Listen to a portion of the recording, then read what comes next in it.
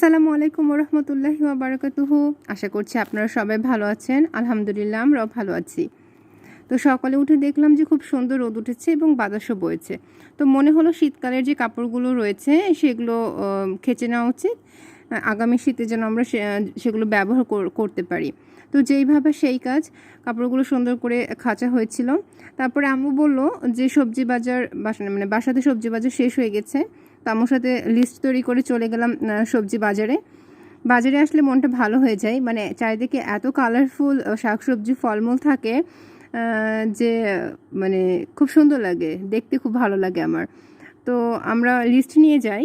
List নিলে হয় কি যে বাজারে যে সময়টা নষ্ট হয় না, আর আমাদের দৈনন্দিন জীবনে যে জিনিসগুলো প্রয়োজন হয় সেগুলো ছুটে যায় না এবং কাজটা খুব তাড়াতাড়ি হয়ে যায়। মানে আমরা যদি এক ব্যাগ ভর্তি বাজার করেও নিয়ে আসি, আমাদের 1 ঘন্টার মধ্যে হয়ে যায় কমপ্লিট।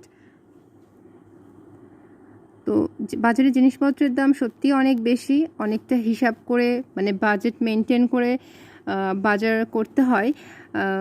তো ওই তো বাজার করে নিয়ে চলে আসলাম যেগুলো প্রাত্যহিক জীবনে আমাদের প্রয়োজন, যেমন পেঁয়াজ, কিছু কাঁচা শাকসবজি, আর যেহেতু গরমকাল সেহেতু একটু শসা, এই তো এই জিনিসগুলো কিনে নিয়ে হয়েছিল। লাউ, আমার লাউ খুব পছন্দের এবং আপনাদেরকে বলবো যে এই গরমে আপনারা অবশ্যই আপনাদের ডায়েটে লাউটা রাখবেন, যেহেতু এখানে প্রচুর পরিমাণে পানি রয়েছে। এটা আপনাদের হেলথের জন্য খুবই বেনিফিশিয়াল। তো সবজিগুলো নিয়ে আসার পরে সেগুলোকে ফ্যানে রাখা হয়েছিল, কারণ সবজি থেকে খুব বেশি তাপ মানে উত্তাপ বের হচ্ছিল। তো এটাকে স্বাভাবিক টেম্পারেচারে আনার জন্য একটু ফ্যানের বাতাস দেওয়া হয়েছিল। বিকালবেলাতে যে কাপড়গুলো খাঁচা হয়েছিল সেগুলো ছাদ থেকে নিয়ে আসলাম। নিয়ে আসার পরে সেগুলো সুন্দর করে পরিপাটি করে গুছাই নিয়েছিলাম। হাতের কাজ কখনোই ফেলে রাখতে হয় না। টুকটাক টুকটাক করে সবসময় মানে প্রতি মুহূর্তে কিছু না কিছু করতে থাকতে হয়। এতে হয় কি যে আমাদের সময়টা প্রপার ইউজ হয়ে যায় এবং যেদিনকার কাজ সেদিনেই প্রায় সম্পূর্ণ হয়ে যায়। মানে খুব কম কাজ বাঁধিয়ে থাকে, কাজ বাঁধায় রাখা উচিত না। আমাদের সকলের উচিত চটজলদি হাতের কাজগুলো সেরে ফেলা। এতে আমরা অনেক সময় পাই পরবর্তীতে অন্য প্রোডাক্টিভ ওয়েতে কাজ করার জন্য। তো ওই যে সবজিগুলো রেখেছিলাম বাতাসে, সেগুলো আবার ফ্রিজে ভালো করে তুলে রেখে দিলাম।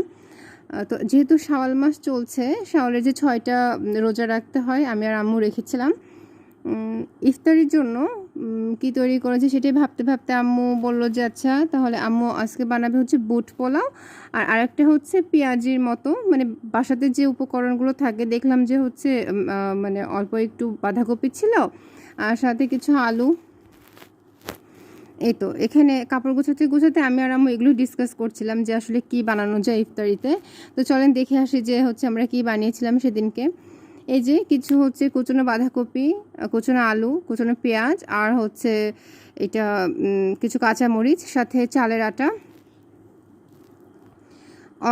অল্প একটু তাতে কালো জিরা, আর বেসন। এটা নিয়ে সাথে যে মশলা পড়েছিল খুবই মানে বাড়িতে যে মশলাগুলো আমরা দৈনন্দিন জীবনে ব্যবহার করি সেগুলোই ছিল। লবণ, আর এটা অল্প একটু শুকনো লাল মরিচ, আর একটু বেশি পরিমাণে হলুদ, আর এখানে জিরা গুঁড়া।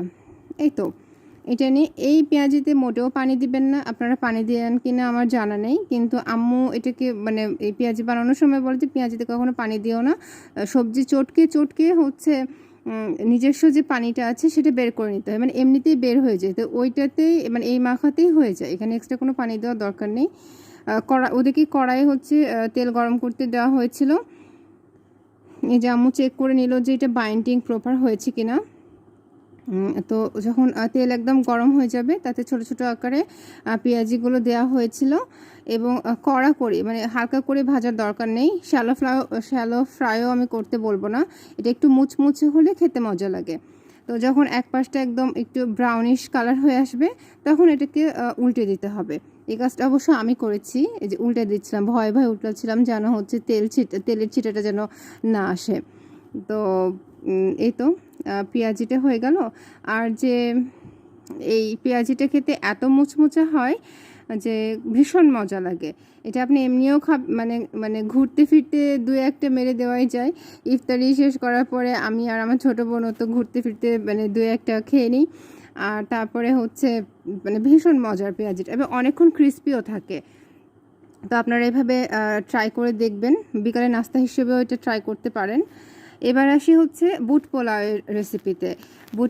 বুট পোলাও রেসিপি একদম সহজ, আর আম্মুর হাতের এই বুট পোলাও আমাদের বাসার সবার পছন্দের। তো এখানে আম্মু প্রথমে পোলাওয়ের চাল নিয়েছিল, তারপরে কাঁচামরিচ আর হচ্ছে পেঁয়াজ কুচি অল্প পরিমাণে। আর আম্মু এখানে চাল নিয়েছিল প্রায় কত 250 গ্রাম, 300 না, হাফ কেজি মতো চাল নিয়েছিল। তারপর এটা হচ্ছে আদা রসুনের পেস্ট, কিছু হচ্ছে তেজপাতা, গোটা তেজপাতা। আর মশলার মধ্যে হচ্ছে গোটা মশলা যেমন লং, দারচিনি, গোলমরিচ, সাদা এলাচ মানে ছোটো এলাচ, তারপরে কালো বড় এলাচ, আর হচ্ছে পরিমাণ মতো লবণ। আর সাথে হচ্ছে এখানেই হচ্ছে তেল দিয়েছিল প্রায় 2 টেবিল চামচ পরিমাণ মতো তেল। তো আম্মুরা তো আর চামচ ব্যবহার করে না, আম্মু হাতের আইডিয়াতেই দেয়। তো আম্মু বললো যে 2 টেবিল চামচ পরিমাণ তেল, এবং সাথে হচ্ছে পরিমাণ মতো মানে ছোলা। এখানে ছোলা আম্মু দিয়েছিল 4 টেবিল চামচ মতো। এটা হচ্ছে সেদ্ধ ছোলা। সেদ্ধ ছোলা বলতে 1 রাত ভিজায়ে মানে সেহরির সময় ভেজানো হয়েছিল, তারপরে হচ্ছে বিকাল দিকে সিটি দিয়ে নেওয়া হয়েছিল। প্রায় 7টা থেকে 8টা মতো সিজ দিয়ে নেওয়া হয়েছিল প্রেশার কুকারে।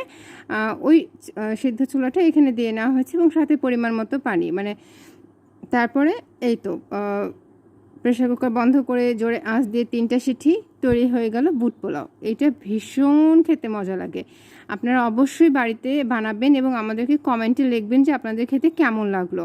এটা আমাদের বাসার সবারই খুবই পছন্দের। আমরা এটা রোজার টাইমেও খেয়েছি কয়েকবার, আবার হচ্ছে এই যে এখন হচ্ছে ঈদ শেষ, তারপরও যে রোজাগুলো বাকি রোজাগুলো রয়েছে সেখানেও হচ্ছে আমরা এটা মানে রেখেছি, প্রায় 2-1 দিন তো খাওয়া হয়েছে। তো এটার কি একটা প্রপার মিল হয়ে যায়। ছোলা হচ্ছে মানে প্রোটিনের উৎস, আর হচ্ছে পোলাও চাল তো এটা কার্বোহাইড্রেট, তো মানে ভালো একটা সোর্স, পেটটাও ভরে যায়। তো সেদিনকে ইফতারি মেনুতে ছিল বুট পোলাও, শসা, খেজুর, কমলা, আর হচ্ছে যে পেঁয়াজি বানিয়েছিলাম আমরা সেটা। এই তো। তো আজ এ পর্যন্তই। ও সাথে ছিল শরবত, বলতে ভুলে গিয়েছিলাম। তো এই তো, এটা হচ্ছে আমাদের ইফতার আইটেম ছিল সেদিনকার জন্য। তো আজকের ভিডিওটা কেমন লাগলো আর সেটা আপনারা হচ্ছে আমাদেরকে জানাবেন। যদি চ্যানেলটা ভালো লেগে থাকে তবে সাবস্ক্রাইব করবেন। আর আল্লাহ যেন আপনাদের সবাইকে ভালো রাখে। আজকে এই পর্যন্তই। আল্লাহ হাফেজ।